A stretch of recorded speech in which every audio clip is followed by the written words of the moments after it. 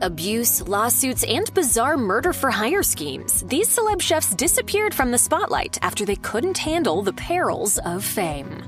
No other celebrity chef captured the buoyant spirit of Southern cooking quite like Paula Deen. After the success of her Georgia restaurant caught the eye of Food Network, she was given her own show, Paula's Home Cooking, in 2002. Her recipes weren't exactly healthy, but viewers loved her humor and charm. She went on to host 2 more Food Network shows, publish best-selling cookbooks, open restaurants, and launch a line of kitchen products. But behind Deen's syrupy sweet persona lurked something darker. In 2012, Lisa Jackson, a former manager at one of Deen's restaurants, sued Deen for racial discrimination. During a 2013 deposition, Deen admitted to using the N-word. She went on to explain that she grew up in an era when the racial slur was more tolerated. The deposition also revealed that Deen was behind the planning of a plantation-style wedding that included an all-black waitstaff playing the role of slaves. Food Network responded by opting not to renew Deen's contract. Nowadays, she remains active on social media, but her TV career is firmly in the rear view. When Food Network debuted Down Home with the Neelys in 2008, celebrity chef power couple Pat and Gina Neely quickly found themselves under the hot spotlight of fame. The show consistently drew high ratings, but the happy home that the Neelys presented on screen wasn't a genuine reflection of their union. 6 years and 143 episodes later, Pat and Gina revealed that they were splitting up. Soon afterwards, Down Home with the Neelys vanished from the Food Network's lineup.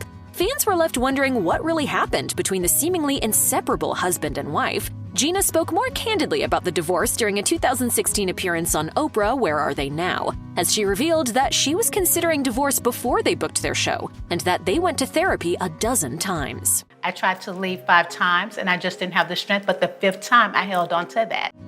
Few Top Chef contestants dominated the competition the way that Paul Key did on Season 9. He was already an emerging talent in Texas's fine dining scene, as he showcased his knack for creating imaginative, often Asian-inspired dishes week after week. But then in March 2016, everything changed overnight for Key when he was arrested for assault and unlawful restraint. This happened after a drug-fueled party at the apartment he shared with his then-girlfriend and her young son turned into a scene of domestic violence. Key checked into rehab immediately afterwards, but admitted he had little memory of what happened that night. From this point forward, Key's restaurants struggled, and the ones he opened over the following years were short-lived. He initially requested privacy, but after a 2019 DUI charge and another rehab stint, he decided to be more forthcoming about his mistakes. He's currently heading up a high-end spot in Denver that serves an omakase-style Japanese-American menu.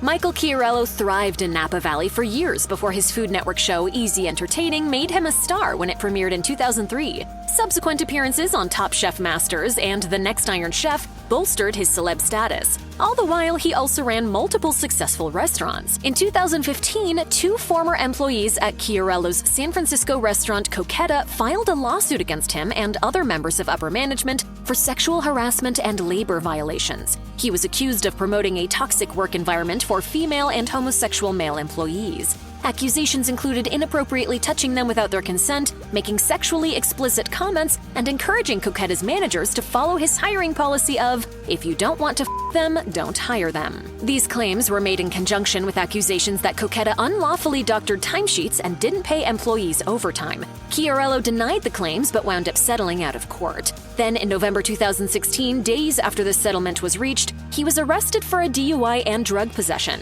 Nowadays, he continues to run his businesses in California while his public appearances are scarce.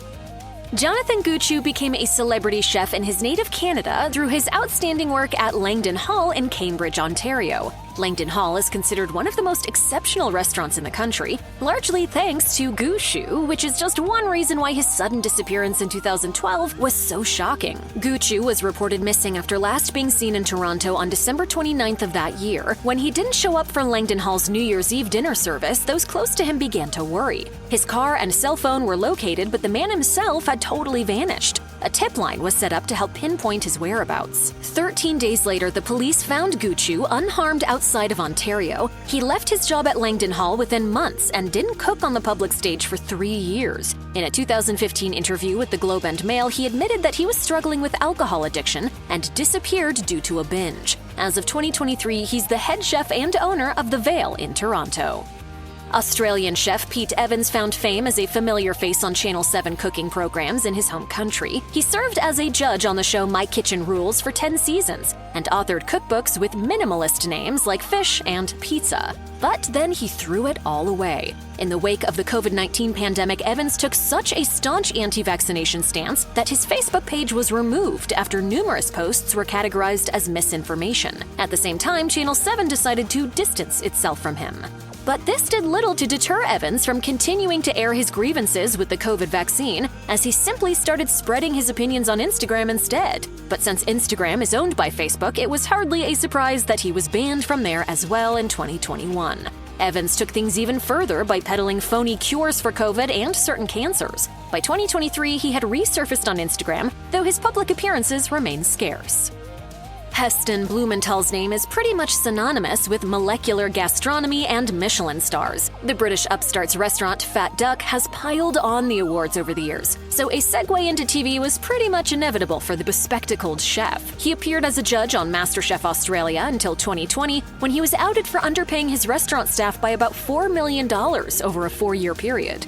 In light of the scandal, MasterChef eliminated Blumenthal from its roster. However, in 2022, he was invited back on for a guest appearance. Then in 2023, British supermarket juggernaut Waitrose, which sold a line of luxury and kitchen products under the name Heston from Waitrose, announced that it would be ending its partnership of 12 years.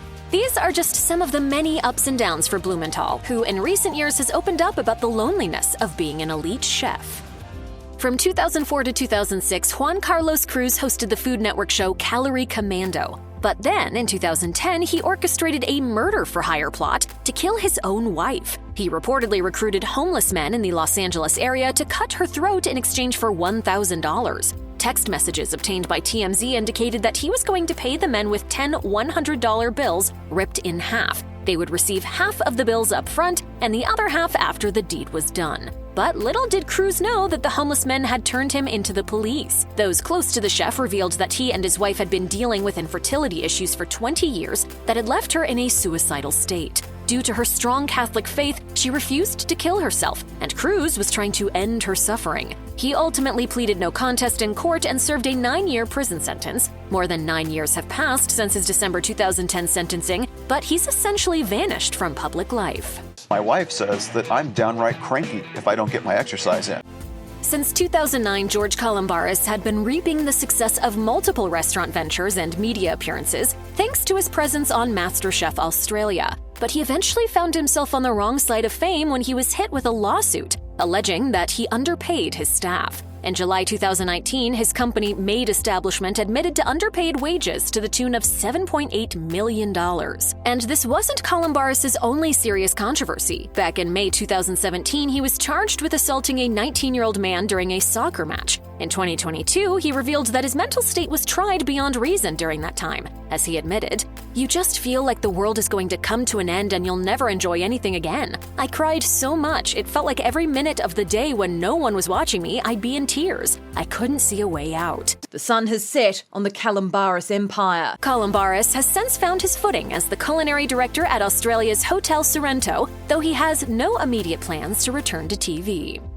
Johnny Iuzzini began his career as a pastry chef and then went on to appear on Top Chef, Just Desserts, and The Great American Baking Show. He then oversaw the pastry kitchen at New York City's Jean Georges. But then, in 2017, former employees and interns of the restaurant spoke out against Iuzzini, alleging sexual harassment. The alleged incidents included Iuzzini sticking his tongue in the ear of a female staff member, demanding shoulder massages from female workers at the end of shifts, and rampant verbal abuse. Iuzzini responded by saying that when he was coming up in the culinary scene, there were few women and that the men were known for their bawdy behavior, although he ultimately confessed that his behavior was wrong. He left Jean Georges in 2011 and departed from public life. In 2021, he was hired as the restaurant management operations consultant for Cholon Restaurant Concepts in Denver. British chef and host Delia Smith was a beacon of culinary talent when she began her TV career back in 1973. She proved herself to be a darling of the BBC by helping the masses cheat at cooking with her step-by-step tutorials. She even baked the cake that's on the cover of the Rolling Stones' 1969 album Let It Bleed. Her simple aim in life was to teach people how to cook. She did that for decades by fronting shows and writing best-selling cookbooks. So why did she vanish from the public eye? Simply put, she was tired. In 2013, the then 71-year-old Smith announced that she was done with TV and would be using her culinary skills to help teach students online. She understood fully that the primary purpose of modern cooking shows is entertainment, but she preferred a less scrutinized role away from the prying eyes of the general public. But I said, could you give me a 5-minute slot? And then I think I can carry on teaching people if you could give me a 5-minute slot, which they couldn't. French chef Bernard Loiseau earned his first Michelin star in 1977 and a 19 out of 20 rating in the Gushue restaurant guide. He would continue to rack up these coveted stars over the next 2 decades, exemplifying the idea of both chef and artisan by taking the best and most rustic aspects of French cooking and infusing them with his heart and soul. By the early 2000s, his celebrity appeal was waning, but to his legions of admirers, this could never detract from his legacy. In 2003, Loiseau lost a few points in his Gushue ranking and was reportedly warned by the Michelin Guide that he was on the verge of losing a star. According to the experts, his food was not as special as it once was. The news was devastating to Loiseau. His wife Dominique reportedly corresponded with Michelin officials to assure them that her husband would do whatever it took to maintain his top-tier culinary reputation. Alas, it wasn't enough. In February 2003, Loiseau died by suicide at his home. As the world mourned the loss of a great talent, Michelin was accused of using threatening tactics, which they vehemently denied. Either way, the world was stripped of a culinary genius who couldn't bear the microscope of fame. If you or anyone you know is having suicidal thoughts, please call the National Suicide Prevention Lifeline at 988.